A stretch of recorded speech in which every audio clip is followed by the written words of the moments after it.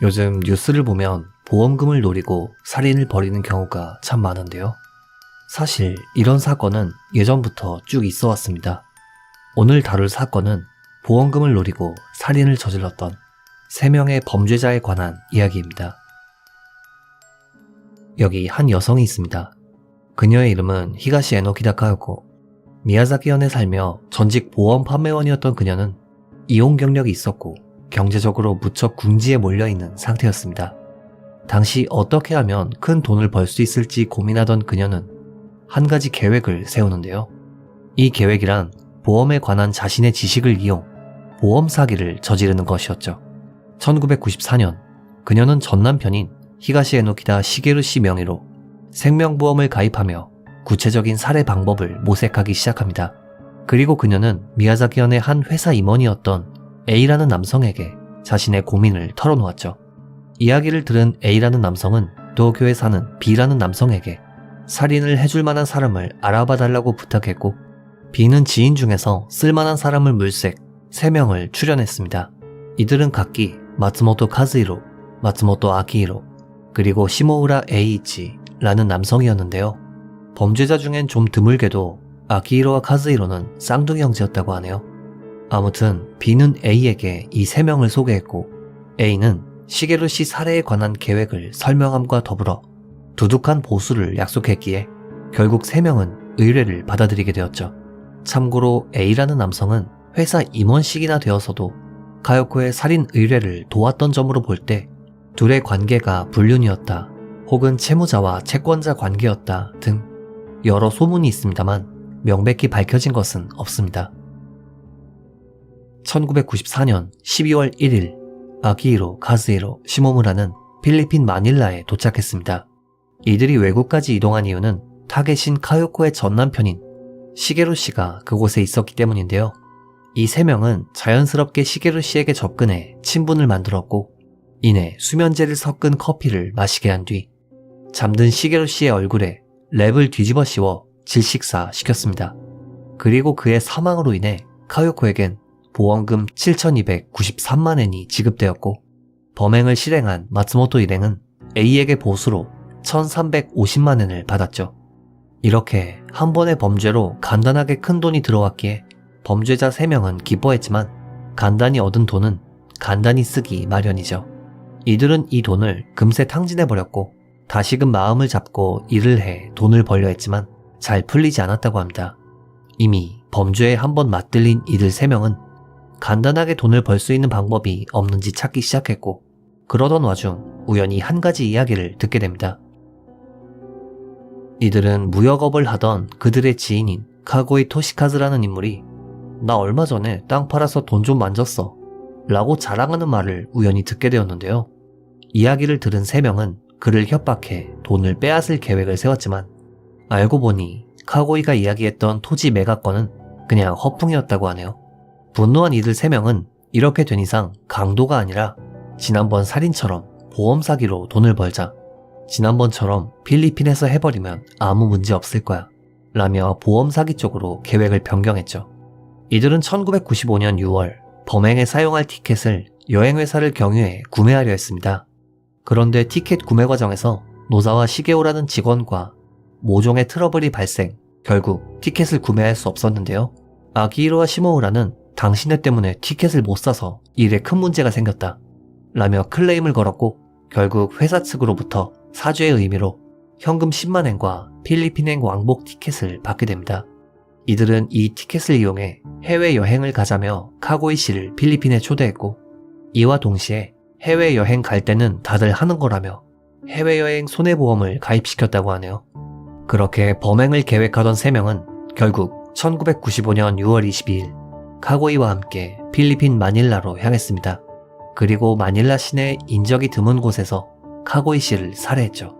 당시 현지 부검 결과 카고이 씨의 사인은 췌장 내 출혈에 따른 병사라는 결론이 나왔고, 3명은 범행이 잘 진행되었다고 생각했지만 한 가지 문제가 발생합니다. 바로 보험회사 측에서 보험금 지급을 보류한 것이죠. 즉, 이들은 범행은 성공했지만 정작 목적이었던 보험금은 단 한 푼도 받지 못했던 것입니다.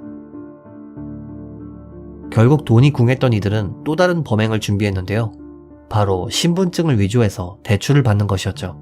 3명 중 1명인 카즈히로는 1995년 10월 11일과 12일에 걸쳐 위조한 신분증을 이용 대부업체에서 50만엔씩 대출을 받았다고 합니다. 그리고 이 돈으로 다시금 필리핀행 티켓을 구매한 뒤 카즈히로는 홀로 해외로 도주했습니다.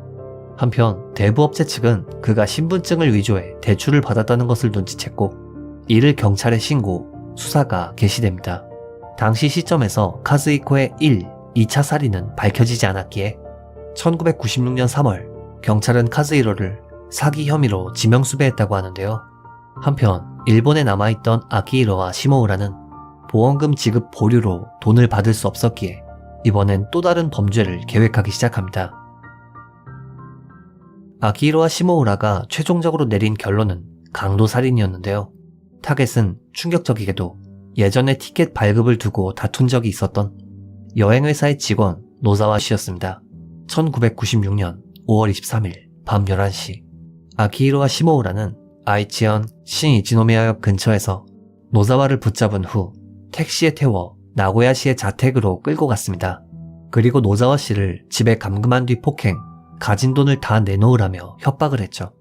이들의 협박에 결국 노자와 씨는 신용카드를 건네며 비밀번호를 말했고 다음 날인 5월 24일 아키히로와 시모우라는 노자와의 계좌에서 약 60만엔을 출금한 뒤 신용카드로 16만엔짜리 목걸이를 구매했죠. 두 명은 돈은 빼앗았지만 노자와를 살려뒀다간 분명 신고할 거라 생각, 이번엔 렌터카를 빌려 자동차에 그를 감금했습니다. 그리고 나가노현 코마가네시의 한 별장으로 이동, 5월 26일 밤 1시경 노자와 씨의 목을 졸라 살해했죠. 범행 후 두 명은 노자와 씨의 시신을 별장의 바닥에 유기해 증거를 인멸한 후 경찰의 수사가 잠잠해질 때까지 필리핀에서 지내기로 하고 살해 다음 날인 1996년 5월 27일 곧장 출국해 필리핀으로 도망쳤습니다. 한편 노자와 씨의 실종을 접수한 경찰은 수사를 시작했고 그의 실종에 아키히로와 시모우라가 관련이 있다는 사실이 밝혀졌지만 이들은 이미 필리핀으로 도망친 데다 양국 간엔 범죄자 인도 조약이 없었기에 결론적으로 경찰은 이들 범죄자 3명이 귀국하지 않는 한 그들을 체포할 수 없었습니다. 그런데 사건 발생으로부터 한 달 정도가 지난 6월 24일 의외의 일이 벌어집니다.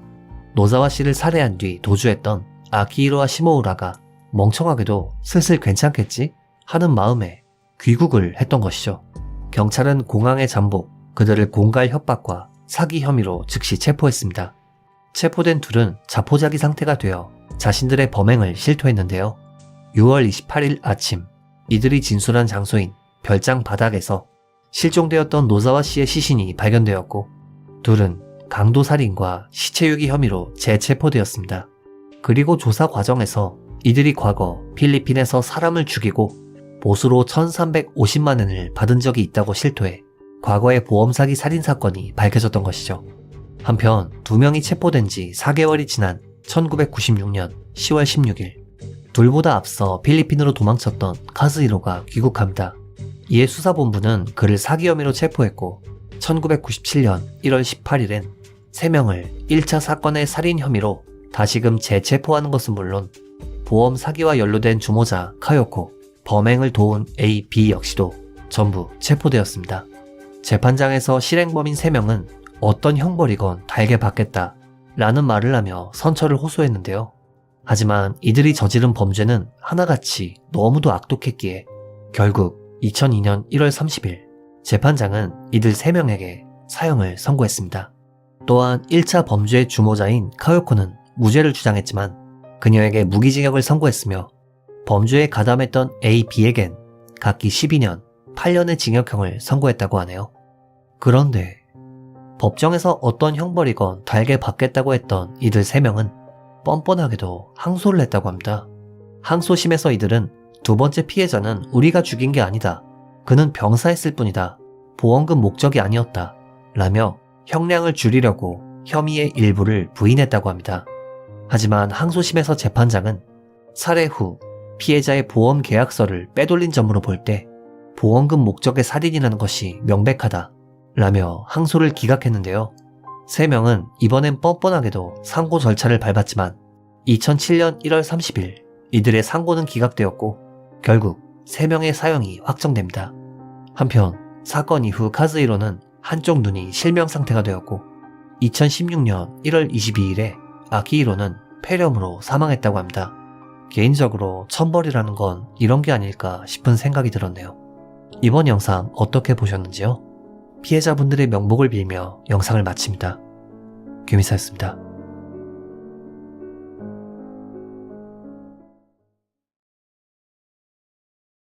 2020년 9월 한 남성이 체포됩니다. 남성의 이름은 니카이도 나오키. 그런데 그의 얼굴이 보도되자 일본 국민은 물론 뉴스를 접한 저 역시도 깜짝 놀랐는데요. 대체 그는 누구이며 왜 사람들이 놀랐던 것일까요?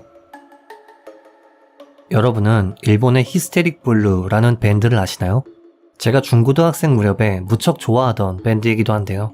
이 밴드에 대해 간략하게 설명드리자면 보컬의 타마, 드럼의 타쿠야, 그리고 기타의 나오키로 구성된 3인조 밴드로 1997년 7월 오사카성 공원에서 라이브를 하던 나오키가 타마와 타쿠야를 초대해 결성한 것이 시작이었습니다.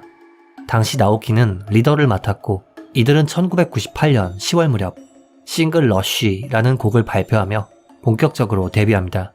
그리고 이로부터 딱 3달이 지난 1999년 1월 이들이 발매한 싱글 하루 스프링이라는 곡이 대박을 쳐서 홍백가 합전에 출전하는 것을 시작으로 순식간에 정상급 밴드 반열에 오르게 되었죠.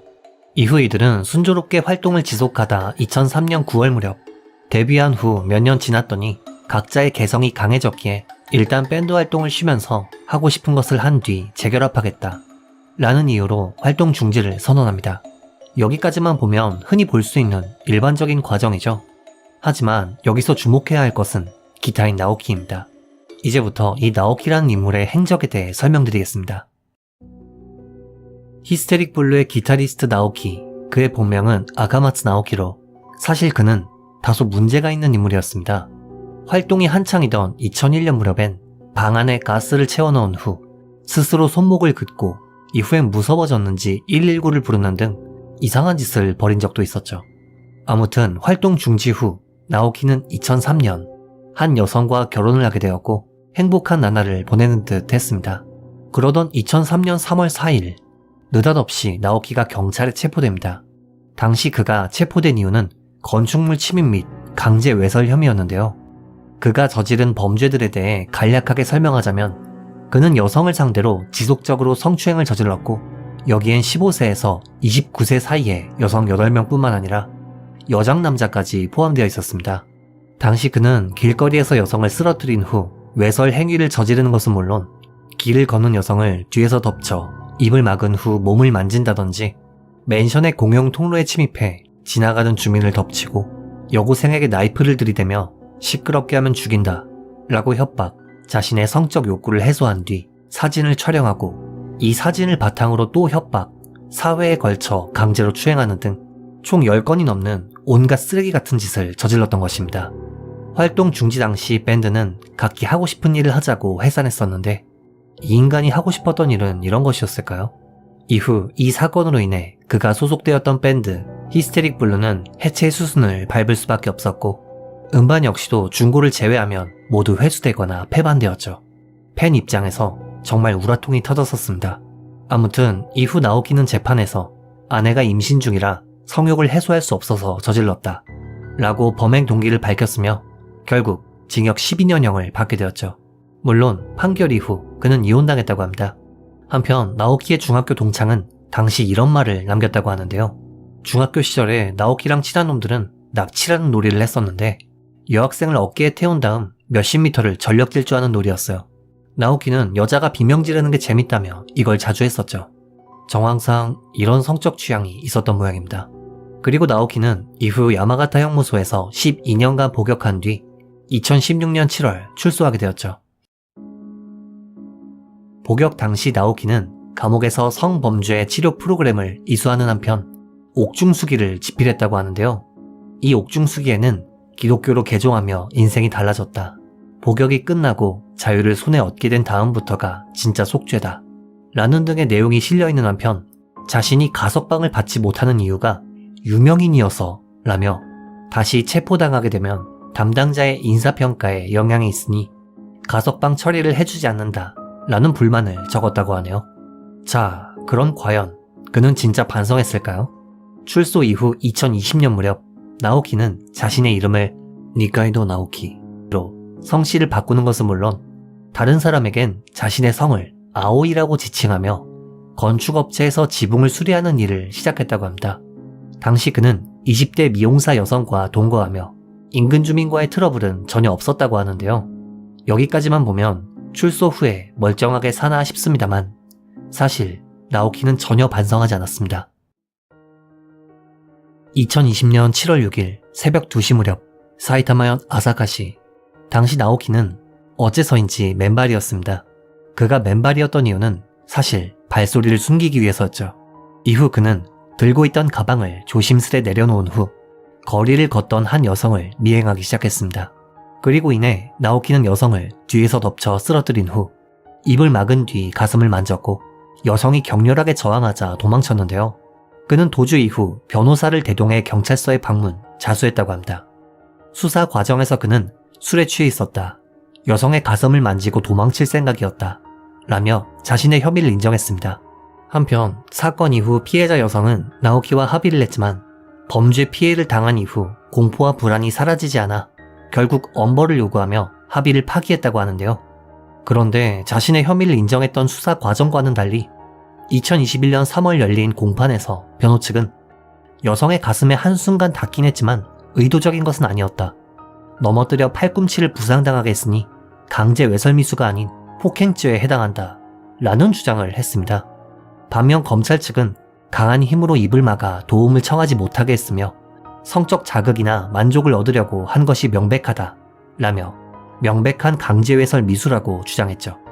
최종적으로 재판장은 입을 막거나 뒤에서 덮치는 등 명백한 외설 행위 목적이었으며 피해자의 정신적인 피해가 상당하다. 라는 판결과 함께 징역 1년 6개월을 선고했습니다. 그리고 나오키는 이 형벌이 무겁다고 생각했는지 곧바로 항소했는데요. 2022년 열린 항소심에서 변호 측은 범행 이후 자수했으며 반성의 태도를 보이고 있다 라고 주장. 최종적으로 나오키는 징역 1년 2개월형을 선고받게 됩니다. 개인적으로 학창시절에 정말 좋아하던 밴드였는데 이 인간이 저지른 짓 때문에 해산해서 화가 났던 기억이 있네요. 그런데 출소 이후에 또 체포됐다는 소식을 듣고 사람이라는 게 쉽게 변하는 게 아니구나 라는 생각을 했습니다. 한순간에 몰락해버린 정상급 기타리스트의 이야기. 이번 영상 어떻게 보셨는지요? 피해자분들이 평범한 일상을 살아가길 바라며 영상을 마칩니다. 귀미사였습니다.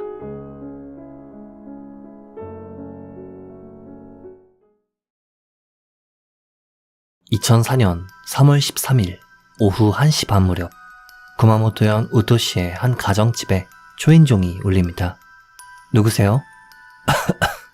저 천식이 도져서 도와주세요. 느닷없이 천식이 도졌다며 초인종을 누른 이 남자. 과연 진짜 환자일까요? 이 남성의 이름은 다지리 켄이치. 1971년에 태어난 그는 성장 과정은 알려지지 않았으나 구마모토시의 고등학교를 졸업한 후 미용 전문학교에 진학한 평범한 학생이었습니다. 하지만 그는 미용 쪽은 영 적성에 맞지 않았던 모양인지 반년 만에 학교를 그만둔 후 주로 택배나 운송회사 등에 근무하며 사회생활을 시작했습니다.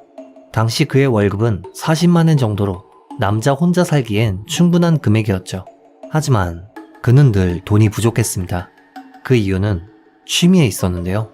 그는 월급을 받으면 곧장 성인업소에 찾아갈 만큼 단골이었으며 또한 시간만 있으면 파친코에서 살다시피 하는 도박 중독이기도 했습니다. 그렇다 보니 40만엔이라는 안정적인 수입이 있어도 그는 늘 유흥비 부족에 시달렸죠. 게다가 그는 돈이 떨어지면 대부업체에 돈을 빌려서까지 성인업소와 파친코 등의 유흥을 즐기곤 했는데요. 그는 늘 자신이 빌릴 수 있는 한도에게 최대치까지 돈을 빌리곤 했다고 합니다.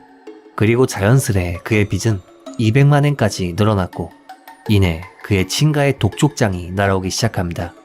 그리고 어느 날 이 독촉장을 타지리의 어머니가 보게 되었죠. 아들이 유흥에 빠진 것도 모자라 큰 빚을 진 것을 알게 된 어머니는 당연히 불같이 화를 냈지만 그래도 어머니였기에 아들인 타지리의 빚을 전부 대신 갚아줬다고 합니다. 그런데 타지리는 반성은커녕 유흥을 끊지 못했고 다시 또 대부업체에서 돈을 빌려 집에 독촉장이 날아오게 됩니다. 그리고 이 두 번째 빚도 결국엔 어머니가 전부 갚아주었죠.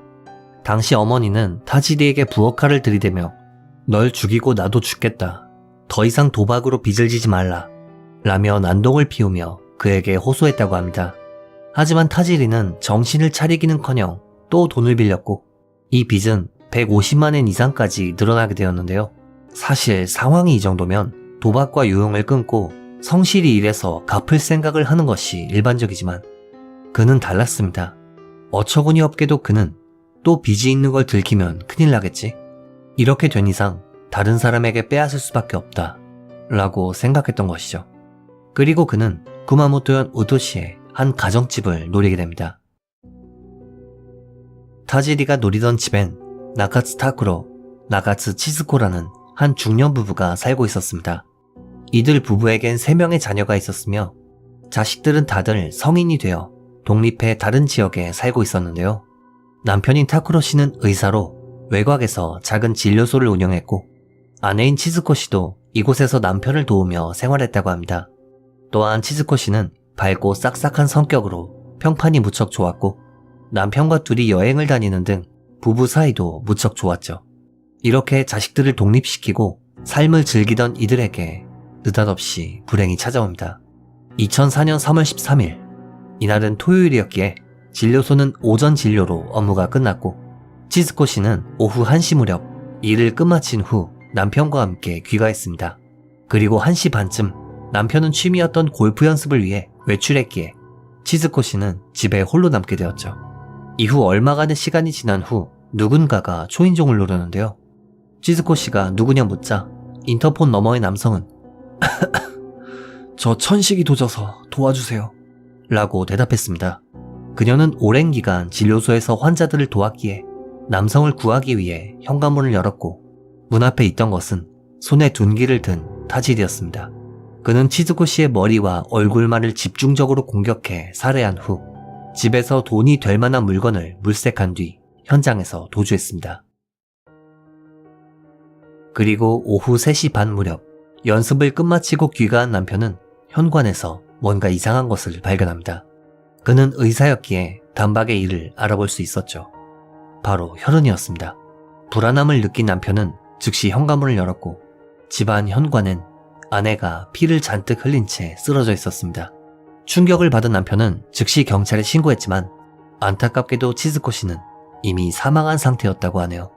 부검 결과 피해자의 상태는 굉장히 심각했습니다. 그녀는 금속재 둔기로 추정되는 물체로 머리와 얼굴을 공격당했으며 발견된 흔적만 100개 이상이었죠. 또한 목 아래로는 공격한 흔적이 전혀 없었던 점이 다소 특이했는데요.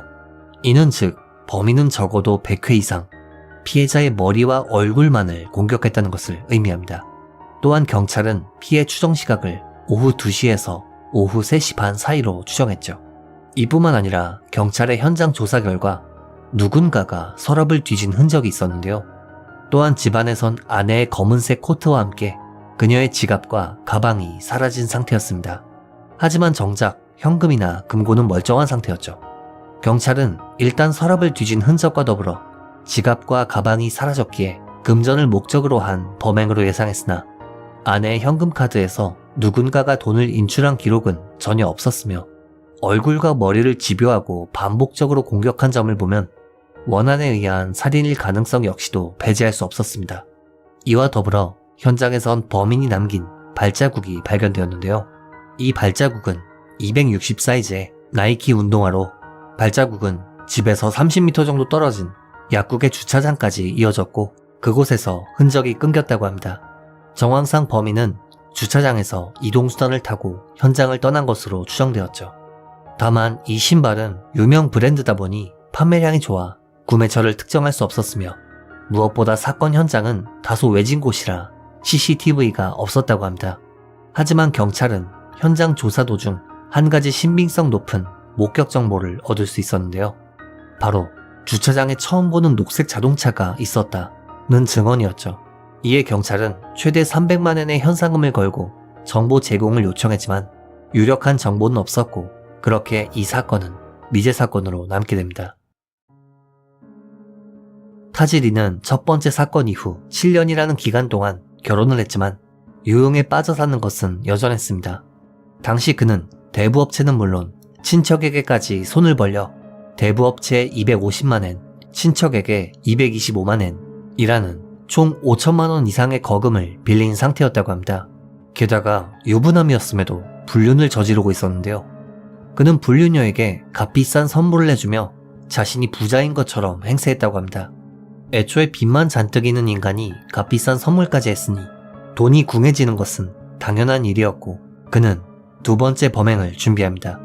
첫 번째 사건으로부터 약 7년이 지난 2011년 2월 23일 그는 예전부터 눈독 들여온 쿠마모토시의 미기타 일가를 방문했습니다. 그가 이곳을 타겟으로 잡은 이유는 예전에 운송회사에서 일하던 시절 이들 부부의 이사를 도운 적이 있었으며 당시 이 사람들 꽤 부자구나 라고 생각한 적이 있었기 때문인데요. 타지리는 첫 번째 범행 때와 똑같이 아내가 집에 혼자 남는 상황을 기다렸고 남편이 외출한 오후 6시 무렵 초인종을 누른 뒤 이런 말을 했습니다. 아이고 죄송합니다. 자동차로 담벼락을 들이받았는데 문 좀 열어주시겠어요? 물론 이건 새빨간 거짓말이었죠.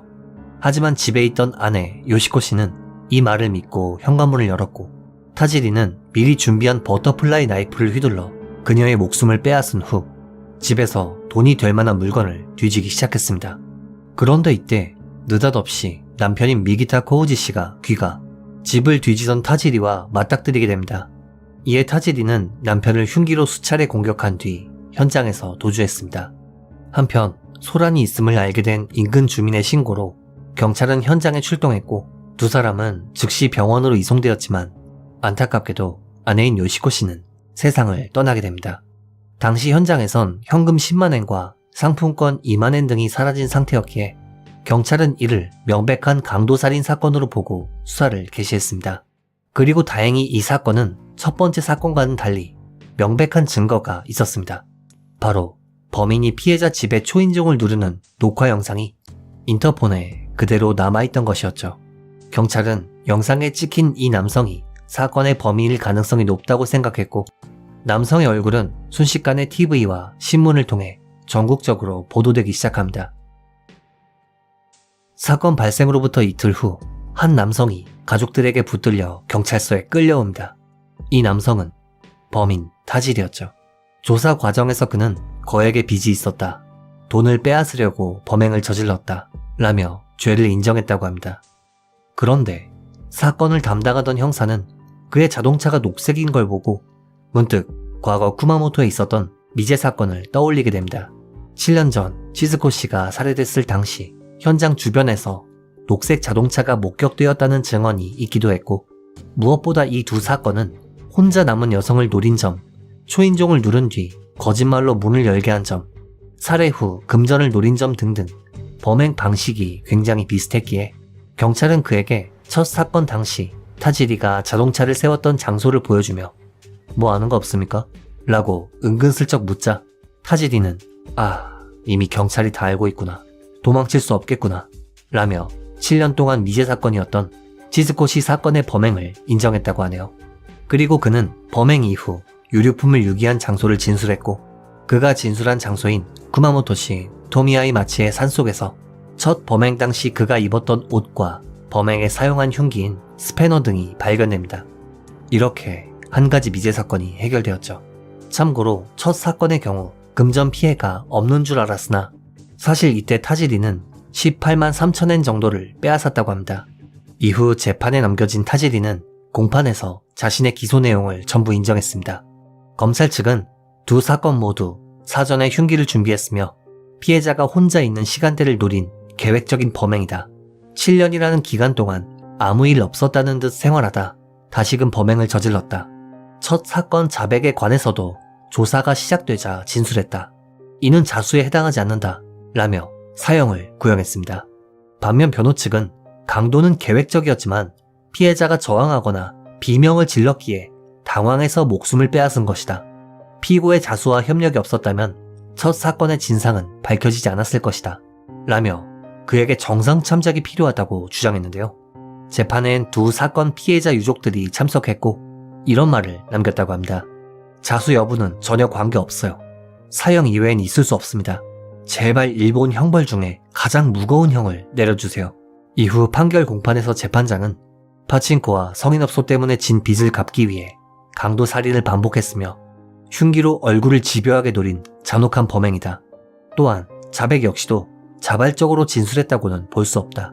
라며 그의 자수를 인정하지 않았고 최종적으로 그에게 사형을 선고했습니다. 그리고 타지리는 항소했는데요. 그는 당시 재판 결과에 불만은 없지만 변호사의 뜻을 받아들이겠습니다. 라며 본인이 항소를 취하하거나 하진 않았고 그대로 항소심이 진행되었습니다. 하지만 그의 항소와 상고는 전부 기각되어 사형이 확정되었으며 최종적으로 2016년 11월 11일 그의 사형이 집행됩니다. 흉흉한 세상이죠. 모르는 사람이 초인종을 누를 땐 한 번쯤 의심해보는 태도도 필요한 것 같습니다. 이번 영상 어떻게 보셨는지요? 피해자분들의 명복을 빌며 영상을 마칩니다. 규미사였습니다.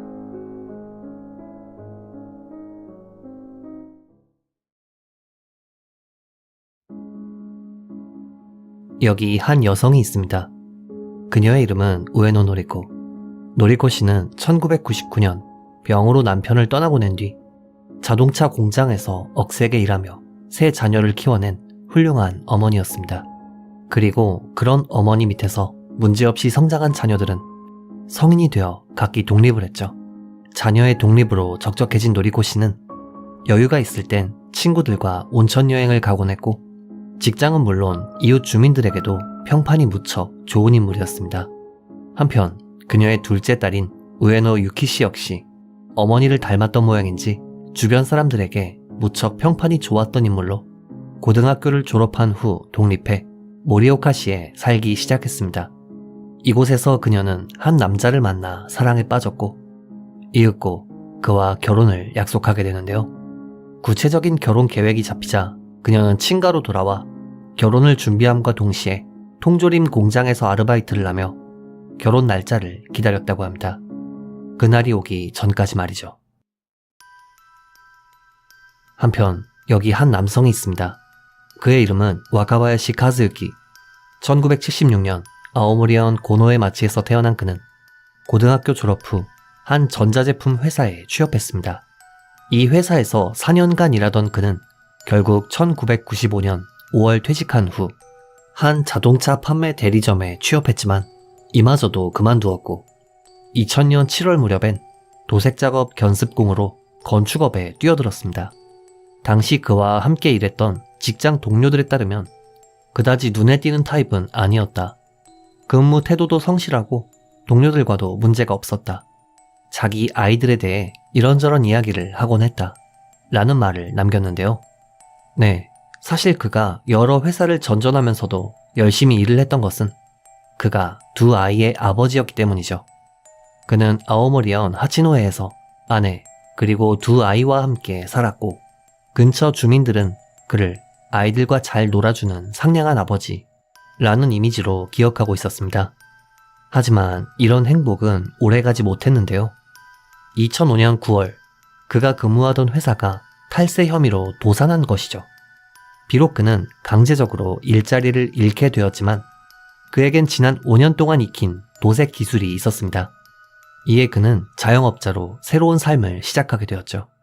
하지만 이런 공사관계 업무는 인맥과 영업이 중요합니다. 아무리 기술이 좋아도 일거리를 받지 못하면 돈을 벌 수 없기 때문이고 그에겐 이런 영업적인 능력이 부족했던 것인데요. 결국 제대로 된 일거리 없이 쉬는 날이 많아지자 그는 시간 때우기 겸 파친코와 낚시에 빠져들기 시작했습니다. 하지만 수입이 없는 상태로 파친코에 빠졌다 보니 그는 점점 돈을 잃기 시작했고 나중엔 빚을 지면서까지 파친코에 매달리게 됩니다. 이 빚은 처음엔 소액이었지만 이내 삽시간에 불어났는데요.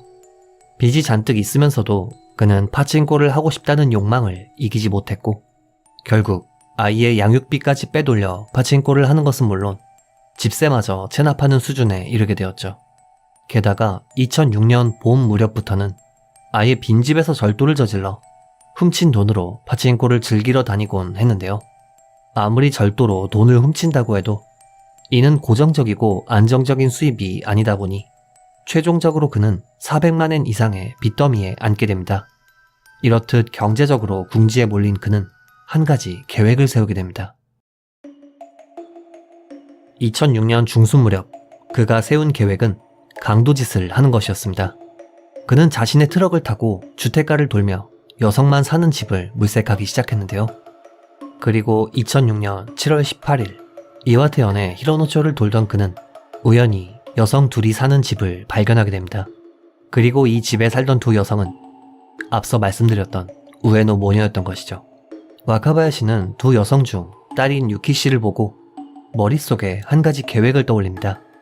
계획이란 먼저 모녀를 밧줄로 묶은 뒤 협박, 돈이 있는 장소를 알아내 빼앗은 후 유키씨에게 자신의 성적인 욕구를 해소한다는 것이었죠. 그리고 다음 날인 7월 19일 와카바야시는 피해자 모녀가 살던 집으로 향한 뒤 집 근처에 잠복해 때를 기다렸습니다.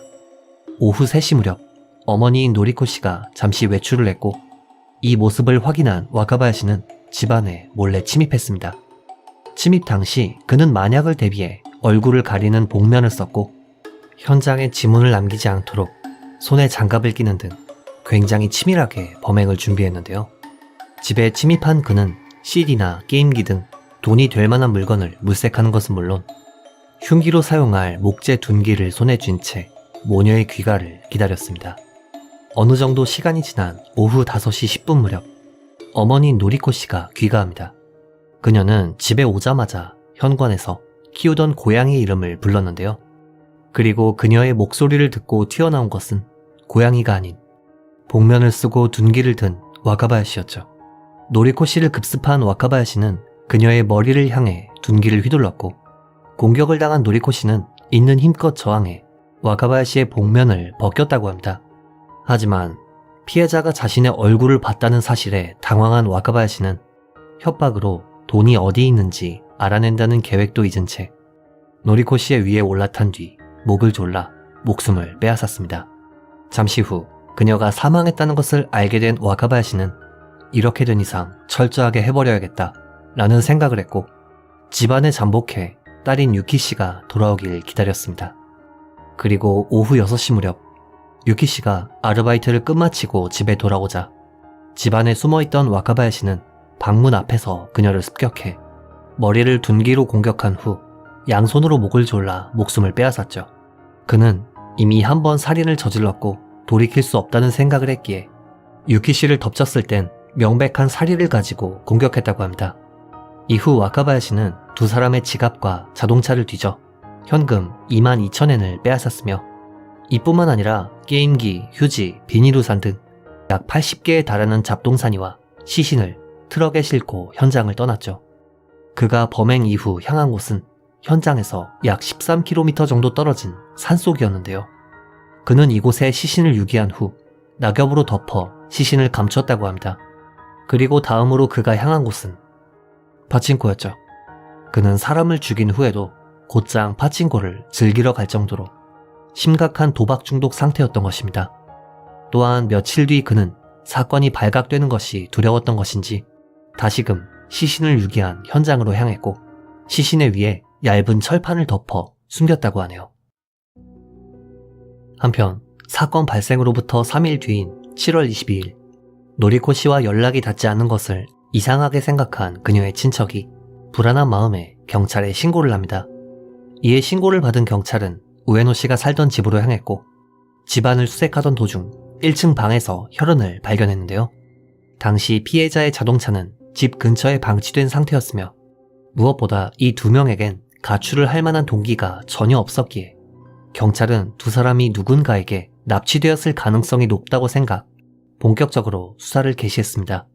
그리고 현장 조사 도중 경찰은 유력한 증언을 얻게 되는데요. 19일쯤이었나요? 그 집 근처에서 수상한 트럭을 봤어요. 라는 인근 주민의 목격 정보였죠. 이에 경찰은 번호판을 바탕으로 자동차를 조회했고 수사를 개시한 지 이틀 만에 해당 트럭의 소유자인 와카바야시를 찾아내 검거할 수 있었습니다. 그는 조사 당시 처음엔 사건과 관련이 없다고 잡아댔지만 7월 25일 결국 자신의 범행을 인정, 시신이 있는 장소를 진술했는데요. 이에 경찰은 그의 진술을 바탕으로 유기 장소로 향했고 그곳에서 피해자 여성의 시신을 발견할 수 있었습니다.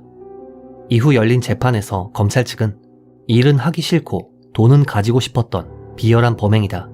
유가족 역시 강력한 처벌을 원하고 있다. 라는 말과 함께 그는 범행 전날 미리 현장을 탐색한 것은 물론 장갑과 복면 등을 준비하고 살해 후엔 시신을 유기하는 등 무척 계획적인 범행을 저질렀다. 라는 점을 강조하며 사형을 구형했습니다.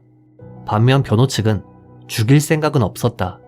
피고는 죄를 인정하고 사형을 각오할 만큼 반성하고 있다. 라며 무기징역이 적당하다고 주장했는데요.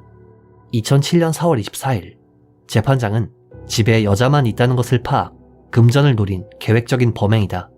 도박으로 빚을 진 것에 정상 참작의 여지는 없다. 라며 검찰의 구형대로 사형을 선고했습니다. 그리고 와카바야시는 곧장 항소했죠. 한편 사건 발생으로부터 4개월 후 현장이었던 피해자의 집에 큰 화재가 발생, 주택이 전부 불타버리는 일이 있었는데요. 항소심에서 와카바야시는 갑자기 태도를 바꿔 1심과는 전혀 다른 주장을 펼치기 시작했습니다. 바로 산업 폐기물을 처리하는 회사의 인물이 범인이다 라는 이야기였죠. 그는 이 사건은 야쿠자인 K라는 인물이 처리하고 싶은 물건이 있는데 어디에 버리면 좋을까? 라고 자신에게 물어봐서 인적이 드문 곳을 알려준 뒤 트럭도 빌려줬을 뿐이라며 현장이 불타버린 것도 증거인멸을 노린 K의 짓이다 라는 주장을 했습니다. 당시 검찰이 그에게 왜 갑자기 진술이 변한 겁니까? 라며 이유를 묻자 그는 가족이 보복당하는 것이 두려워서 1심에선 말하지 못했어요 라는 대답을 했다고 합니다. 물론 와카바야시의 주장엔 객관적인 증거가 전혀 없었고 그의 항소는 기각됩니다. 그리고 항소가 기각되자 그는 무죄를 주장하며 이번엔 대법원의 상고 절차를 밟았으나 이마저도 기각되어 2012년 1월 16일 그의 사형이 확정됩니다. 그리고 이후 2015년 12월 18일 사형이 집행되어 그는 세상을 떠났죠.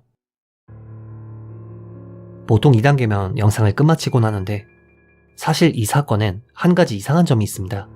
훗날 밝혀진 사실에 따르면 와카바야시는 체포 직후 경찰에게 속옷을 훔치기 위해서 침입했다 라는 진술을 했었다고 합니다. 그리고 실제로 당시 피해자의 집 마당엔 대량의 속옷이 떨어져 있었는데요. 주간 신조 2006년 8월 3일 호에 따르면 사건 발생 1년 전 피해자의 집에 누가 침입한 적이 있었다고 합니다. 당시 노리코 씨와 유키 씨는 지인에게 창문이 깨졌는데 누가 신발을 신고 집 안에 들어왔었다. 누가 속옷을 훔쳐갔다는 말과 함께 이상한 남자가 집 앞에 차를 주차하고 있었다 라며 스토킹과 도난을 암시하는 이야기를 했죠. 그리고 이 내용을 종합해보면 사실 와카바야시는 범행 전날 우연히 우에노 씨 집을 찾은 것이 아니라 적어도 1년 전부터 유키 씨의 속옷을 훔치거나 스토킹 행위를 하다가 그녀가 결혼을 준비하는 것을 알고 분노, 범행을 저지른 것이 진짜 동기가 아닌가 하는 가설도 있다고 합니다. 범인이 법정 최고형을 받아 다행이지만 이런 가설은 다소 의미심장하게 느껴지긴 하네요. 이번 영상 어떻게 보셨는지요? 피해자분들의 명복을 빌며 영상을 마칩니다. 괴미사였습니다.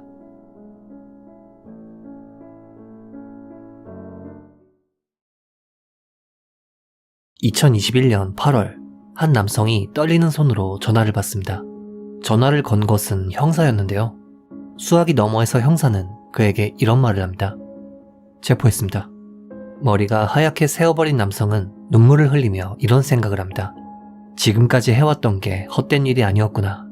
과연 그는 누구이며 무슨 일이 있었던 것일까요? 시간을 되돌려 2010년 10월 4일 밤 10시 50분 무렵 코오베시 키타쿠의 주택가에서 한 소년이 자판기 옆에 앉아 여자친구와 대화를 나누고 있습니다. 소년의 이름은 츠츠미 쇼우타군. 그런데 옆에 앉아있는 여자친구는 쇼우타에게 이런 말을 합니다. 저 사람 뭔가 기분 나쁘지 않아? 이야기를 들은 쇼우타가 여자친구가 가리킨 방향을 바라보니 약 10m가량 떨어진 전봇대 뒤에 한 남성이 우두커니 서서 자신들을 지켜보고 있었죠.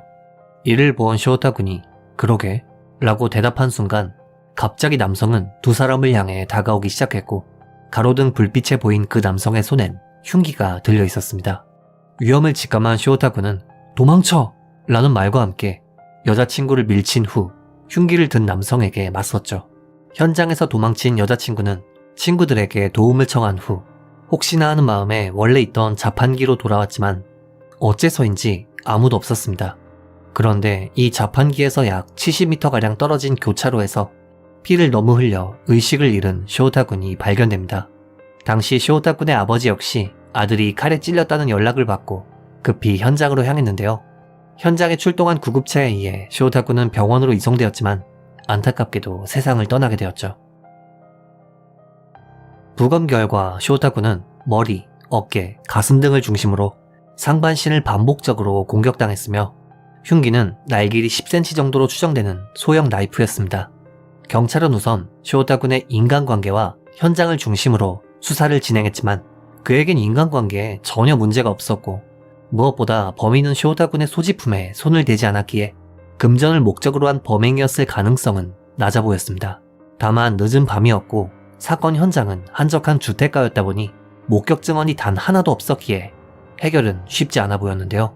그런데 사건 발생으로부터 약 6일이 지났을 무렵 경찰은 현장에서 100m가량 떨어진 하수도에서 범인이 사용했던 흉기를 발견하게 됩니다. 그런데 이 흉기, 이상한 점이 있었습니다. 흉기를 발견한 장소는 사실 경찰이 사건 이후 이미 확인을 끝마친 장소였던 것이죠. 게다가 이 흉기는 지문이 전혀 검출되지 않았습니다. 이에 경찰은 우선 범인은 쇼타 군을 살해한 이후 일단 흉기를 가지고 돌아간 뒤 지문과 혈흔을 깨끗이 닦고 경찰이 없는 틈을 타 하수도에 버린 것으로 추측했습니다.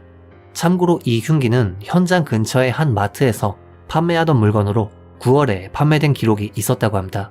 또한 이 사건엔 유력한 목격자가 있었는데요.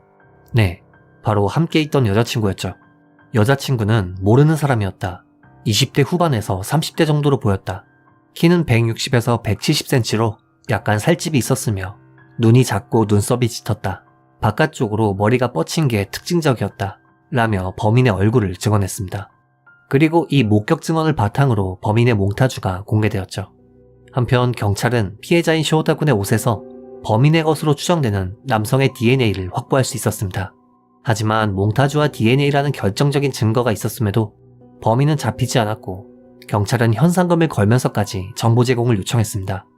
또한 지역 주민 1만 5천 명을 대상으로 수사를 벌였지만 안타깝게도 여전히 수사에 진전은 없었고 결국 이 사건은 범인이 잡히지 않은 채 미제 사건으로 남게 됩니다. 약 10년이 지나기 전까지는 말이죠. 쇼타 군은 사남매의 막내로 가족들과 이야기를 나누는 것을 좋아하던 어느 집에서나 볼 수 있는 평범한 막내 아들이었습니다. 아버지는 사건 당시를 이렇게 회상합니다. 시신을 앞에 두고 아빠가 널 지켜주지 못해서 미안해 라고 말하려 했지만 차마 목소리가 나오지 않아 미안해 라는 말밖에 할 수 없었습니다. 아들의 손을 잡았는데 손가락이 차가웠어요. 온기를 전해주면 손가락을 움직이지 않을까 하고 아들의 몸을 쓰다듬으면서 밤새 말을 걸었지만 움직이지 않았죠.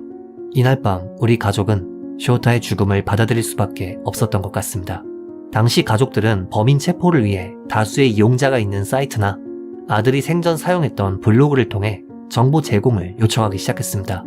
하지만 블로그와 정보 제공 요청 글엔 악플이 쇄도했는데요. 그 이유는 언론 보도 당시 기자들이 사용했던 쇼타 군의 사진이 이것이었기 때문입니다. 그리고 생각 없는 인간들은 사진만 보고 불량 학생의 전형적인 말로 이 사건으로 세상에서 쓰레기가 또 하나 사라졌으니 고맙다. 양아치가 같은 양아치에게 당했을 뿐이다 등등 온갖 악플을 달았던 것이죠. 이뿐만 아니라 쇼타 군이 목숨을 바쳐 지켰던 여자친구의 신상 정보 역시도 무분별하게 공개되는 등 피해자 유족의 가슴을 다시금 난도질하는 일이 발생합니다. 하지만 이런 고통 속에서도 아버지는 굴하지 않았습니다. 반드시 범인을 잡아 아들의 원한을 풀겠다는 신념이 있었기 때문이죠. 이후 가족들은 10년이라는 기간 동안 약 5만 장의 전단지를 현장 주변이나 역 등에서 배부했고 당시 쇼타 군의 동급생들도 이를 자발적으로 도와주었다고 하네요. 그리고 이로부터 10년 10개월이라는 시간이 흐릅니다. 어느덧 머리가 하얗게 새어버린 아버지에게 한 통의 전화가 걸려오죠. 체포했습니다. 10년 동안 움직이지 않았던 미제 사건이 드디어 움직인 것이죠. 명확한 검거 경위에 대해선 알려지지 않았으나 검거의 결정적인 원인이 된 것은 한 통의 제보였다고 합니다. 즉, 무의미하다고 생각할 수 있었던 유족의 전단지 배부와 경찰의 현상금이 결정적인 역할을 했던 것이죠. 먼저 체포된 남성은 A라는 인물로 이름이 공개되지 않았습니다. 일본은 대부분 범죄자의 이름을 공개하지만 이 사건은 그렇지 않았는데요. 범인의 이름이 공개되지 않은 이유는 사실 그는 범행 당시 17세 미성년자였기 때문입니다. 즉, 체포 시점은 28살의 성인이지만 범행 당시 소년이었기 때문에 소년법에 보호받아 이름이 비공개 처리된 것이죠. 남성은 범행 몇 달 전 효고현의 고등학교를 자퇴한 상태였으며 사건 당시엔 현장 근처에 친척 집에 얹혀 살고 있었습니다. 그리고 범행을 저지른 이후 흉기를 버린 뒤 다른 지역으로 도망쳤기에 지역민을 대상으로 한 수사에 걸리지 않았던 것이죠.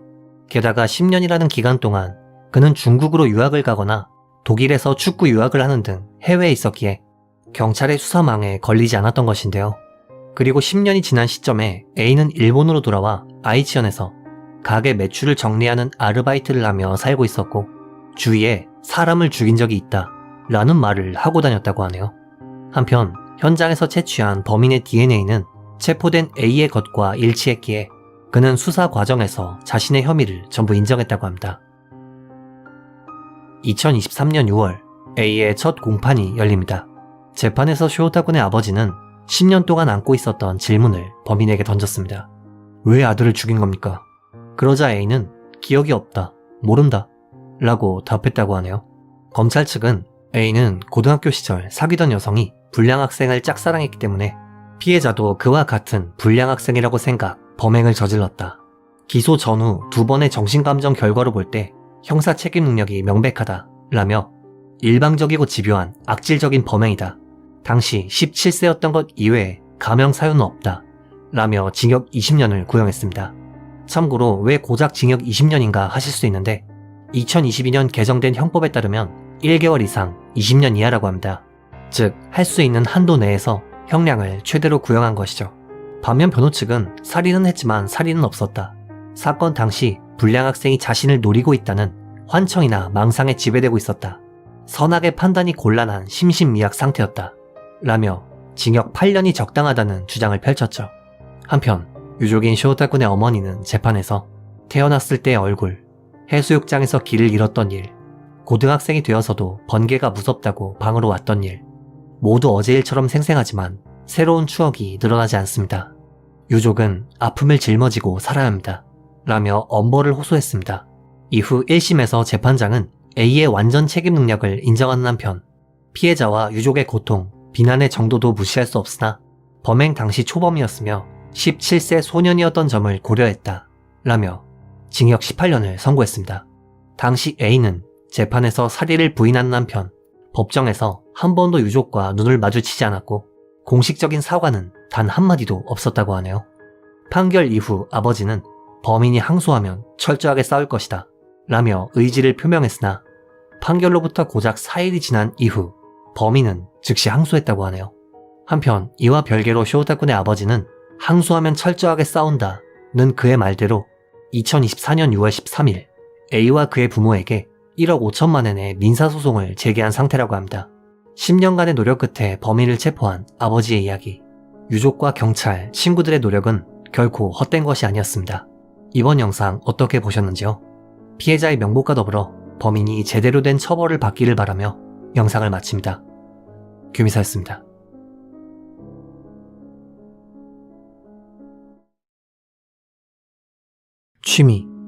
취미라는 건 적당하면 좋지만 과하면 문제가 되곤 하죠. 그리고 오늘 다룰 사건은 취미에 깊게 빠지는 것을 시작으로 벌어진 범죄에 관한 이야기입니다.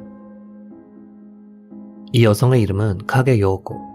도치기현 출신인 그녀는 평범한 가정에서 별 문제 없이 성장해 고등학교 졸업 후엔 일본 자위대에서 여군으로 복무했습니다. 그리고 20살 무렵엔 같은 직장에서 2살 연상의 군인을 만나 결혼했고 22살 때 자위대를 퇴직, 이후로는 2 아이를 낳고 행복한 나날을 보내고 있었습니다. 그러던 2012년 그녀는 가게에 조금이라도 보탬이 되기 위해 가을 무렵부터 한 가지 아르바이트를 시작했는데요. 그녀의 아르바이트는 TCG, 즉 트레이딩 카드 게임 판매였습니다. 흔히 우리가 알고 있는 유희왕이나 포켓몬 카드 게임 같은 걸 보면 아이들이 좋아할 만한 거라 생각하실 수 있지만 2022년 일본 기준으로 그 시장 규모는 3,449억엔, 우리 돈 약 2조에 달하는 굉장히 규모가 큰 시장입니다. 실제로 제가 있던 시골인別府만 해도 카드샵 몇 개 정도는 있었죠. 아무튼 카드 게임 관련 아르바이트를 하던 그녀는 처음엔 전혀 지식이 없었지만 점점 그 매력에 빠져들기 시작합니다.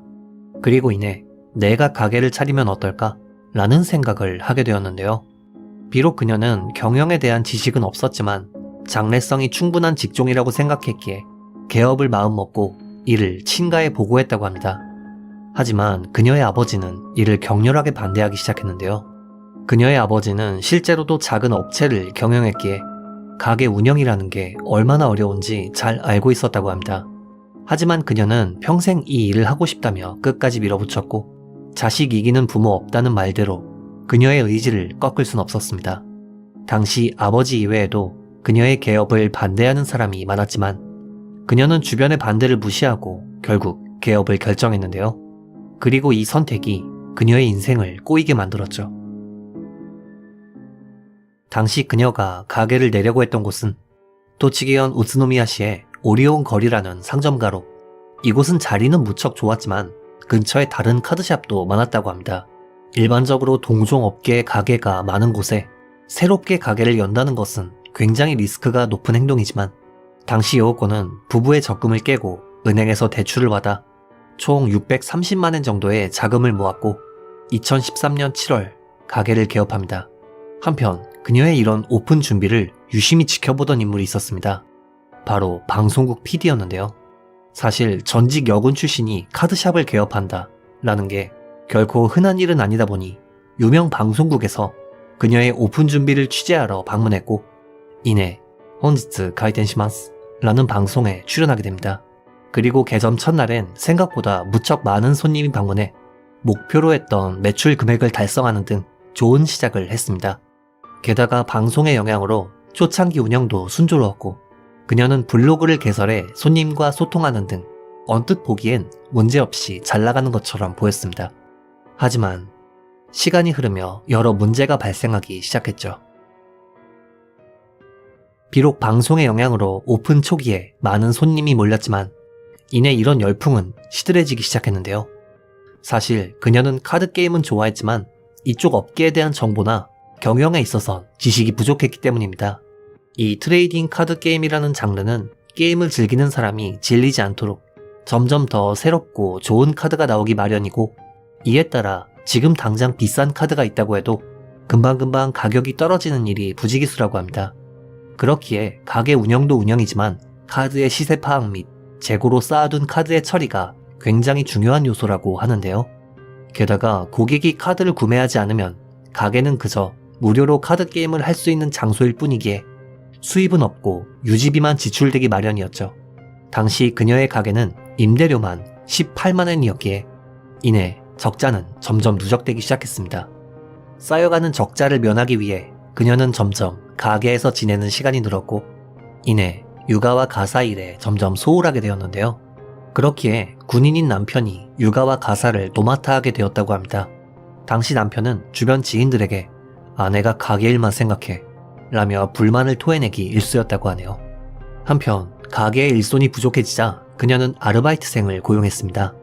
학생이었던 이 아르바이트생은 굉장히 적극적인 성격이었기에 새로운 이벤트의 기획 등을 요코에게 어필하는 등 다양한 제안을 하며 가게의 운영에 도움을 주고자 했습니다.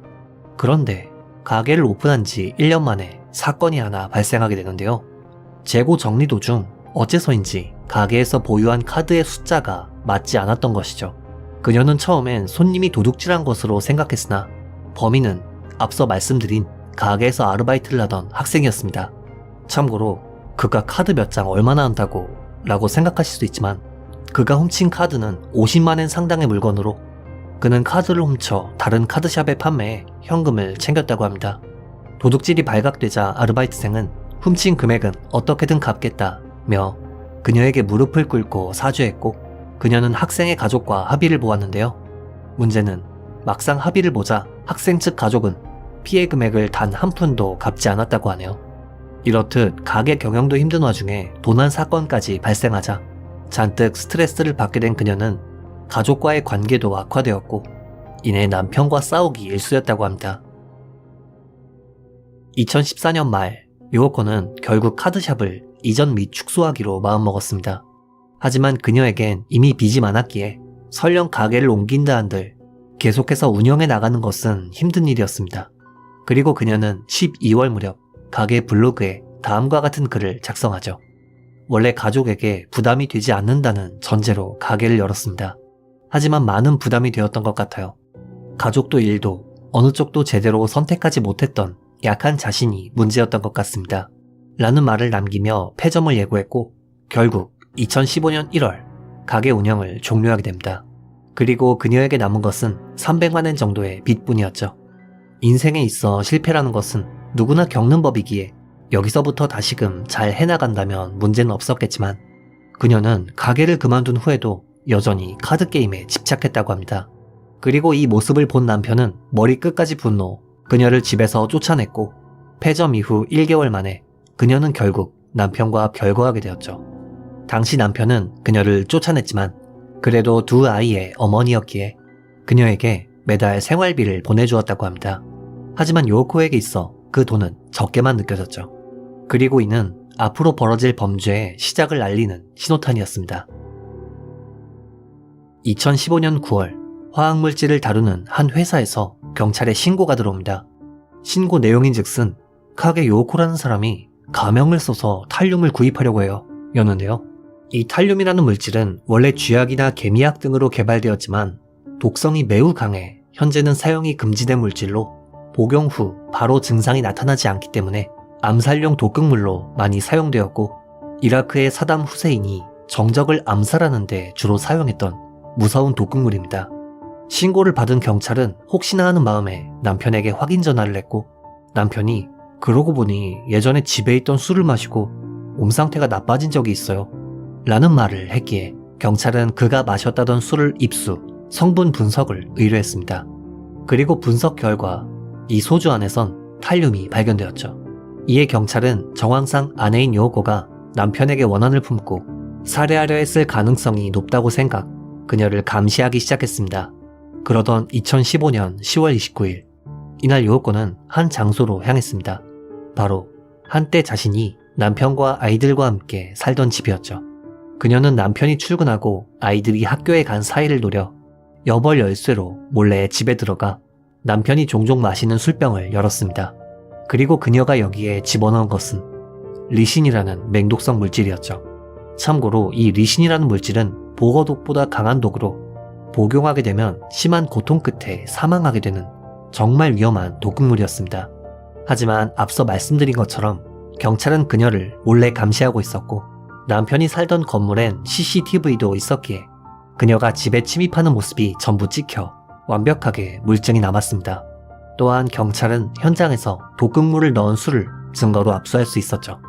이내 2015년 12월 경찰은 그녀를 살인미수 혐의로 체포하게 됩니다. 그녀는 조사 과정에서 범행 동기에 대해 일부러 치사량에 아슬아슬할 정도로 넣어서 몸을 망가뜨리고 싶었어요 라는 답변을 했다고 하네요. 하지만 그녀는 단지 괴롭히고 싶었을 뿐이었어요 라며 자신의 행위에 살인은 없었다고 주장했죠. 재판에서 검찰 측은 폐업 이후 남편이 돈을 전부 관리했고 돈을 자유롭게 쓰지 못했기에 살해하려 했다. 남편이 보내준 생활비가 적어서 불만과 원한이 쌓여 저지른 범죄다 라며 징역 5년을 구형했습니다. 반면 변호 측은 피해자는 정신상태가 온전하지 않았다. 리신의 독성을 잘 모르고 한 일이며 살인은 없었다 라며 정상 참작이 필요하다고 주장했는데요. 남편은 재판에서 이런 말을 남겼다고 합니다. 무서운 인간이라 생각합니다. 아이들을 위해 빨리 이혼하고 나와 아이들 앞에 다시는 나타나지 않았으면 합니다. 판결 공판에서 재판장은 집에 비치한 술은 제3자가 마실 가능성도 있으며 매우 악질적이고 위험한 범행이다 라는 말과 함께 살인미수로 징역 4년을 선고했다고 하네요. 이후 그녀는 항소하지 않았고 2024년 기준으로 출소한 것으로 추측됩니다만 현재 소식은 밝혀지지 않았습니다. 카드샵을 차린 끝에 남편을 살해하려 했던 아내의 이야기. 이번 영상 어떻게 보셨는지요? 남편분과 아이들이 남은 삶을 행복하게 살기를 바라며 영상을 마칩니다. 규민사였습니다.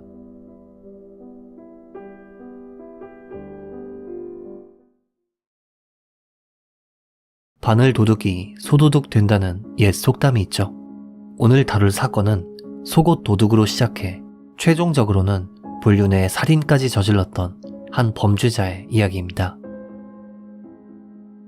이 남성의 이름은 쿠마쿠라 아키히로. 과거 그와 같은 반이었던 친구들에 따르면 그는 부침성도 좋고 친구가 무척 많았던 활발한 성격이었다고 하는데요. 큰 문제 없이 고등학교와 대학교를 졸업한 그는 시청에서 공무원으로 근무했습니다. 이렇게 평범한 인생을 보내던 그에겐 사실 위험한 성적 취향이 있었는데요. 바로 여성 속옷에 대한 집착이었죠. 물론 사람마다 가진 성적 취향이 다른데다 남에게 피해를 주지 않는다면 모르겠습니다만 쿠마쿠라의 경우는 달랐습니다.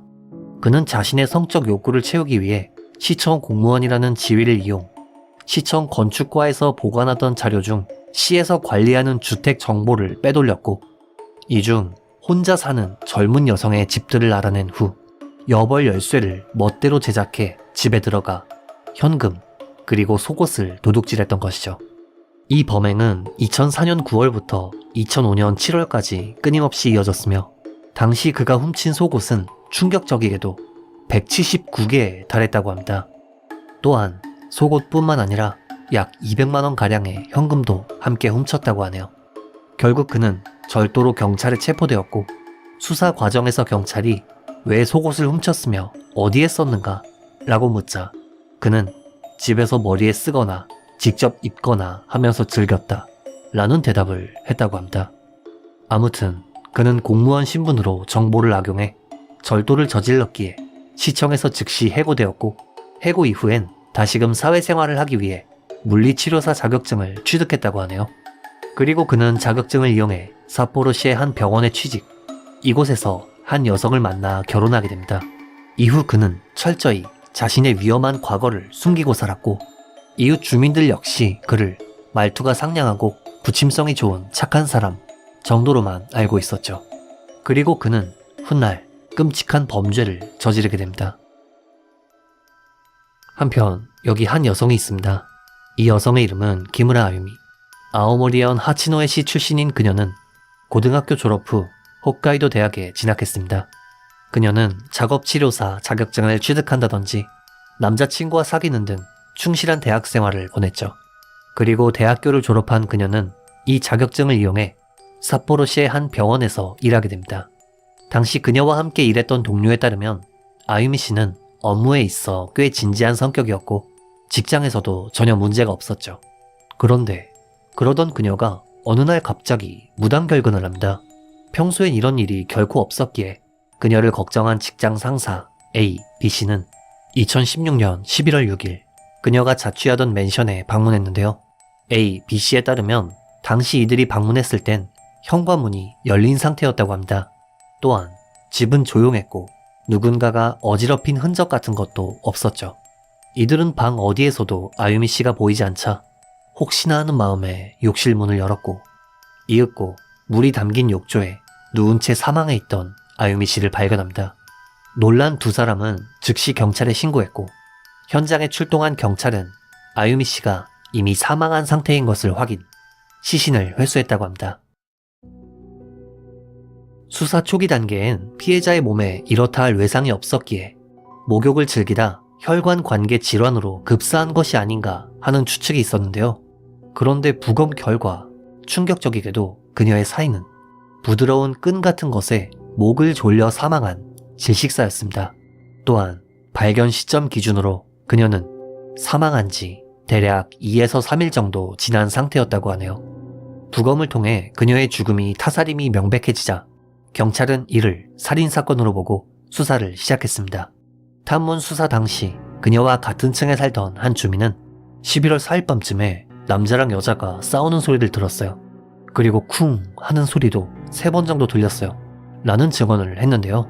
다만 그녀가 살던 건물엔 CCTV가 없었기에 경찰은 범인을 특정할 수 없었고 결국 아유미 씨의 인간관계는 물론 DNA 감정, 현장 수사 등으로 여러 증거를 모아 사건 발생으로부터 1년 정도가 지난 2018년 1월 17일 한 남성을 체포합니다.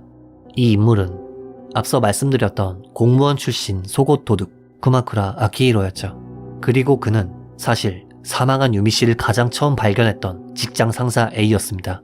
네, 그는 2016년 11월 4일 밤 아유미 씨의 집에서 그녀를 살해했고 이틀 뒤 최초 발견자인 척 경찰에 신고했던 것이죠.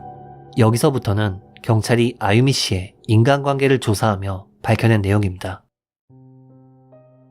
범인인 쿠마쿠라와 아유미 씨는 같은 병원에서 근무하던 동료 사이로 쿠마쿠라는 유부남이었음에도 아유미 씨와 불륜을 저질렀다고 합니다. 게다가 아유미 씨도 앞서 말씀드린 것처럼 대학생 때부터 오랫동안 사귄 남자친구가 있었는데도 말이죠. 심지어 쿠마쿠라의 아내는 남편과 같은 병원에서, 그것도 아유미 씨와도 같은 병동에서 근무했다고 합니다. 한편 아유미 씨는 이 관계에 불안을 느꼈던 건지 과거 친구에게 자신의 불륜을 밝히며 헤어질 생각이야 라는 말을 한 적이 있었다고 하는데요. 아유미 씨가 살해당한 2016년 11월 4일, 그녀는 이날 어째서인지 대학 시절부터 오랫동안 사귀었던 남자친구에게 날 좋아해주는 사람이 있어, 이제 그 사람이랑 사귈 거야 라며 이별을 고했다고 합니다. 그녀에게 무슨 심경의 변화가 있었는지는 알 수 없지만 남자친구와 이별한 후 아유미 씨는 이날 저녁 쿠마쿠라를 만나 함께 저녁 식사를 했죠. 당시 가게 주인에 따르면 두 사람 사이엔 말다툼 같은 것은 전혀 없었다고 합니다. 그리고 식사를 마친 둘은 가게를 나와 아유미 씨의 집으로 향했는데요. 비록 그녀의 집에서 무슨 일이 있었는지는 명확히 알 수 없으나 이때 두 사람 사이에선 뭔가 문제가 있었고 이에 쿠마쿠라는 도구를 사용해 아유미 씨의 목을 졸라 살해했던 것이죠. 그리고 범행 이틀 후 최초 발견자인 척 아유미 씨의 집에 방문, 경찰에 신고를 했던 것입니다. 참고로 당시 쿠마쿠라와 함께 시신을 발견한 또 다른 인물 B는 쿠마쿠라의 아내였습니다. 또한 쿠마쿠라는 아유미 씨를 발견 및 신고한 후 즉시 병원을 그만뒀다고 하네요. 쿠마쿠라는 수사 과정에서 묵비권을 행사했다고 합니다. 앞서 경찰이 밝혀낸 사실들이라고 말씀드린 이유도 그가 수사 과정에서 이렇다 할 진술을 하지 않았기 때문인데요. 익명의 수사 관계자에 따르면 아유미 씨는 오랫동안 사귄 남자친구랑 헤어졌죠. 어쩌면 그녀가 이걸 빌미로 쿠마쿠라에게 아내랑 헤어지라 말했고 자기와 결혼하지 않으면 아내에게 말하겠다 협박을 했다던지 아내와 이혼하고 자기랑 살자고 밀어붙였던 것이 원인이 되어 결국 아유미 씨를 살해한 것은 아닐까요? 라는 추측을 했다고 합니다. 수사 과정에서 쿠마쿠라는 사건에 대해선 입을 열지 않았지만 재판에서는 사건 당일 아유미의 집에 간 건 맞다. 하지만 죽인 건 내가 아니다. 라며 무죄를 주장했습니다. 재판에서 가장 중점적인 부분은 사망 추정 시각이었는데요. 검찰 측은 부검 결과 위에 남아있는 음식물의 상태로 볼 때 사망 시각은 11월 4일 밤 9시에서 10시이며 이 당시 함께 있었던 인물인 쿠마쿠라가 범인이다 라는 주장과 함께 징역 20년을 구형했습니다. 반면 변호 측은 아유미 씨가 혼자 야식을 만들어 먹었을 가능성이 있다며 쿠마쿠라가 집으로 돌아간 뒤 제3자에게 살해당했을 가능성이 있다 라는 말과 함께 무죄를 주장했죠. 최종적으로 재판장은 판결문을 통해 피해자의 사망 시각은 9시에서 10시일 가능성이 높다. 또한 피해자는 쿠마쿠라와 단둘이 있었으며 현장 상황으로 볼 때 폭행 목적이나 외설 목적, 금품 목적 등으로 제3자가 범행을 저질렀다고는 보기 어렵다. 쿠마쿠라는 사건 이후 피해자가 출근하지 않았음에도 전혀 연락을 하지 않는 등 매우 부자연스러운 행동을 취했기에 정황상 범인으로 볼 수 있다. 라며 그에게 징역 19년을 선고했습니다. 그리고 판결 이후 쿠마쿠라는 즉시 항소했죠. 하지만 그의 항소 그리고 상고는 전부 기각되어 최종적으로 징역 19년형이 확정됩니다. 개인적으로 공무원의 지위를 이용해 독신 여성의 집 주소를 알아내고 여벌 열쇠를 만들어 속옷과 현금을 훔치는 것만으로도 심각한 중범죄라 생각하는데 이런 인물이 멀쩡히 사회에 복귀해 결혼하고 불륜은 물론 최종적으로 살인까지 저지른 걸 보면 첫 범죄 당시 받은 형량이 강하지 않았던 걸로 보이는데요. 초범이라고 봐줄 게 아니라 죄에 걸맞는 엄중한 형벌이 필요하지 않나 하는 생각을 해봅니다. 이번 영상 어떻게 보셨는지요? 피해자의 명복을 빌며 영상을 마칩니다. 규미사였습니다.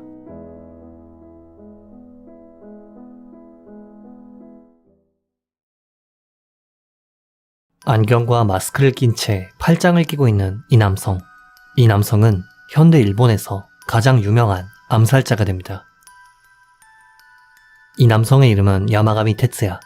1980년 미에현에서 태어난 그에겐 형과 여동생이 있었습니다. 야마가미의 어머니는 건설회사를 경영하던 이름 있는 가문 출신이었고, 아버지는 이 회사의 간부로 부족함 없는 유년 시절을 보냈습니다.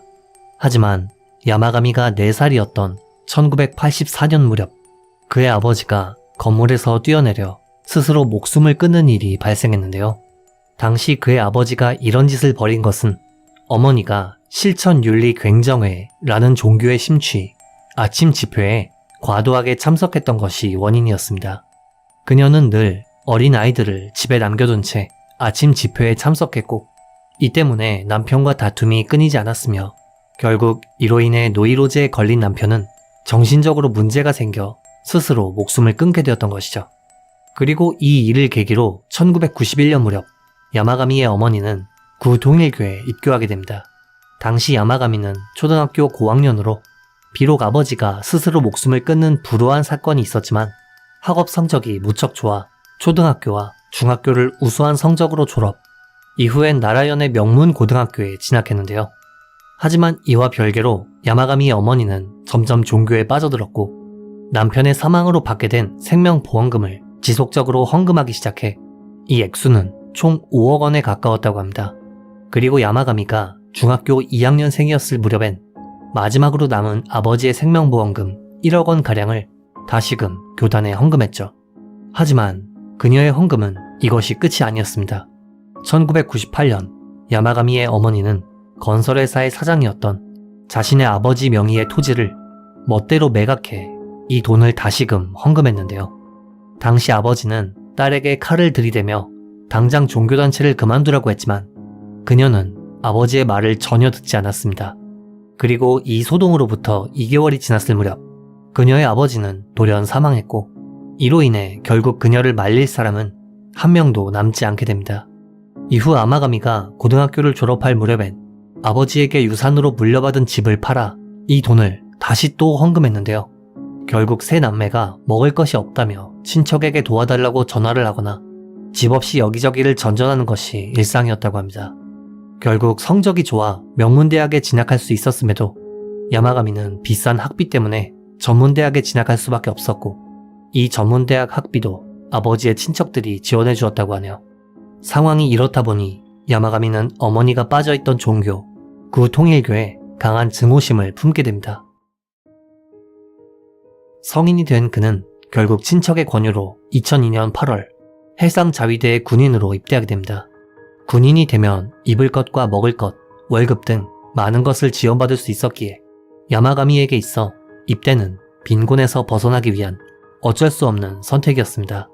그러던 2005년 무렵 그는 충격적이게도 스스로 목숨을 끊으려 했는데요. 그가 이런 행동을 한 것은 생명보험금으로 형과 여동생에게 생활자금을 마련해주기 위해서였다고 합니다. 사실 야마가미가 입대한 후에도 어머니는 여전히 종교에 빠진 상태였으며 가진 것을 끊임없이 헌금한 탓에 결국 파산했던 것인데요. 당시 야마가미의 형은 암에 걸려 일을 할 수 없는 상황이었으며, 여동생은 고등학교 졸업 후 아르바이트를 하며 어떻게든 가게에 보탬이 되려 했었다고 합니다. 이렇듯 자식들이 각기 병마와 싸우거나 군인으로 입대하거나 아르바이트로 생활비를 마련하는 와중에도 야마가미의 어머니는 교단에서 판매하는 값비싼 도자기를 구매한다든지, 아픈 형은 내버려둔 채 종교단체의 수련회에 40일 동안 참석하는 등 여전히 종교에 푹 빠진 상태였죠. 그리고 상황이 이랬다 보니 야마가미는 형과 여동생의 앞날을 위해 스스로 목숨을 끊어 생명보험금을 남겨주려 했던 것이지만 이 행위는 실패로 돌아갔다고 하네요. 그리고 야마가미는 교단 측에 연락해 상황을 설명했고, 구통일교 측은 5억 원 정도의 돈을 매달 일정 부분 돌려주기로 약속했다고 하네요. 참고로 야마가미의 어머니는 이렇게 돌려받은 돈 중 2억 원 정도는 다시 교단에 헌금했다고 합니다. 2005년 계약 만료로 자위대를 그만둔 그는 자취를 하며 아르바이트나 계약사원 등으로 일했지만 어두운 과거 때문인지 인간관계가 좀처럼 쉽지 않았다고 하는데요. 한때 그와 함께 일했다는 상사에 따르면 야마가미는 일은 무척 잘했고 미스도 없었어요. 하지만 친한 사람도 없었고 늘 혼자서 밥을 먹었죠. 라는 말을 남겼습니다. 한편 야마가미는 일을 하면서도 여러 어려운 자격증을 취득하는 등 빈곤에서 벗어나기 위해 열심히 노력했습니다. 참고로 과거 할아버지가 경영하던 건설회사는 어머니가 물려받았지만 제대로 운영하기는커녕 방치한 상태로 과도한 헌금을 반복한 탓에 2009년 무렵 회사는 도산했다고 하네요. 야마가미의 입대 이후 어머니와 형제들은 매달 통일교에서 돌려주는 헌금의 일부로 생활하고 있었지만 2013년 무렵 이 돈은 지급이 끝났기에 다시금 생활고에 시달렸다고 합니다. 결국 참다 못한 여동생은 집을 나갔고 2015년 안타깝게도 암으로 투병 중이었던 그의 형은 스스로 목숨을 끊게 됩니다. 당시 형의 장례식에서 야마가미는 엄청나게 울었다고 합니다. 그도 그럴 것이 그가 입대를 하거나 자격증을 따며 힘을 냈던 것은 형과 여동생을 위해서 노력했기 때문이기도 했죠. 오죽하면 사망보험금 상속자를 형과 여동생으로 바꿔 스스로 목숨을 끊으려 했으니 형제들에 대한 그의 책임감과 사랑은 무척 무거웠던 것으로 추정됩니다. 그리고 그는 형이 스스로 목숨을 끊은 것도 할아버지가 죽은 것도 제대로 대학에 진학하지 못한 것도 전부 통일교 때문이다 라며 교단의 큰 원한을 품게 됩니다. 과거 2019년 구 통일교 총재가 일본에 방문했을 당시 야마가미는 화염병을 만들어 현장에 잠입하려 했으나 신자 이외엔 입장할 수 없었기에 포기했다고 합니다. 이후엔 한국에 직접 가서 복수하려 했지만 하필 이때 코로나 사태가 발발, 해외 출국이 어려웠기에 그는 이마저도 포기할 수밖에 없었죠. 그리고 결국 원한의 화살은 점점 다른 곳을 향하게 됩니다. 교단 자체가 아닌 구 통일교를 일본에 들여온 키시모토의 외손자이자 전 총리 아베 신조였죠. 이후 야마가미는 인터넷에서 총기와 화약 제작에 대한 정보를 긁어 모으기 시작, 방을 하나 빌려 이곳에서 화약과 총기를 제조했는데요. 2022년 봄 무렵엔 직접 만든 총기가 완성되었고 이때를 기점으로 그는 직장도 그만두었다고 합니다. 그리고 아베의 연설 일정 등을 찾아보며 복수의 때를 노렸죠. 2022년 7월 7일 아침 무렵 야마가미는 나라현의 한 건물에 총을 시험삼아 발포한 후 신칸센을 타고 연설 장소인 오카야마현으로 향했습니다. 하지만 연설 장소는 소지품 검사가 있었기에 야마가미는 접근하기 힘들 것으로 판단, 결국 범행을 포기했는데요. 그런데 이날 우연히 자민당 홈페이지에 8일 예정이었던 나가사키현의 연설은 나라현으로 변경되었다 라는 공지사항이 올라오게 됩니다. 복수의 대상이 자신이 사는 지역에 온다니. 범행을 결심한 야마가미는 2022년 7월 8일 나라현 나라시 야마토 사이다이 지역 북쪽 출구 근방에서 연설하는 아베의 뒤편으로 접근, 2번 총을 발사해 그를 살해했습니다.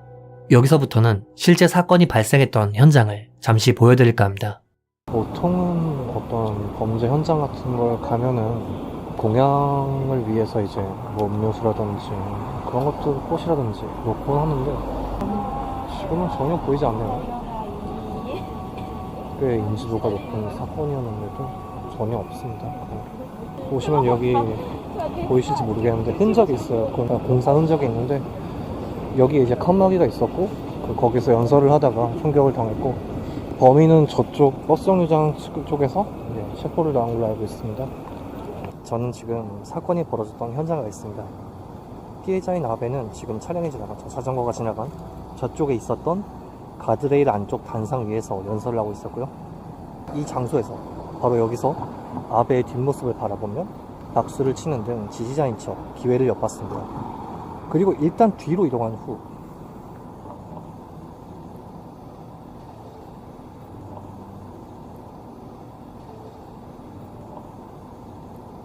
지금 제가 있는 이 장소, 이 책이 없는 틈 있죠.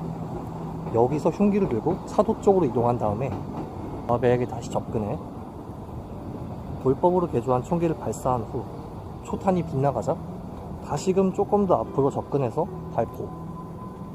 아베를 살해했습니다. 그가 제작한 총은 일종의 산탄총으로 한 번의 발포로 6개의 탄환이 발사되었기에 총 12발의 총알이 발사되었으며 이 중 2발이 급소의 명중 아베는 급히 이송되었으나 결국 사망하게 됩니다. 암살 이후 당연히 야마가미는 즉시 현장에서 체포당했으며 그는 원래부터 통일교를 일본에 들여온 것은 키시노부스케다. 하지만 이미 죽었으니 그 손자인 아베를 노렸다. 목적은 구 통일교와 아베의 관계를 사회에 폭로하는 것이었다. 라고 주장했습니다. 야마가미는 범행 당시 위력이 강한 흉기를 선택해 아베의 스케줄을 미리 조사, 범행을 저지른 것은 물론 자신의 범행 동기를 거짓없이 진술했기에 명백히 책임 능력이 있음이 입증되었습니다. 체포된 그는 오사카 구치소에 수감되었는데요. 사건 초기엔 전 총리를 암살한 그에게 비난의 화살이 빗발쳤으나 그의 성장 과정과 가정 환경이 서서히 밝혀지고 난 후 전국적으로 그에게 현금, 의복, 서적, 간식 등등 수많은 지원이 있었다고 합니다. 참고로 이는 그가 아직 판결을 받은 상태가 아니었기에 가능했다고 하는데요. 이 물품들의 금액은 몇 천만 원 정도에 달했으며 시설에서 받아들일 수 있는 물품의 한계치를 초과하자 야마가미는 이 물품들을 지역의 아동보호시설에 기부했다고 합니다. 현재 그는 어머니와의 면회를 거부하고 있으며 굉장히 조용한 성격으로 시설 내에서 책을 읽거나 신문을 읽으며 시간을 보낸다고 합니다.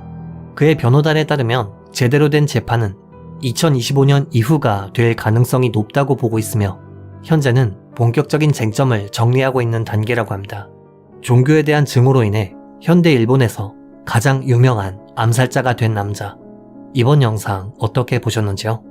비록 야마가미에게 나름의 사정이 있었다고는 하나 원한이 있다고 총부터 쏴버리는 건 이게 맞나 싶다는 생각이 들기도 합니다. 비록 정치적인 견해는 달랐지만 비극적인 일을 당한 것은 안타깝네요. 고인의 명복을 빕니다. 규미사였습니다.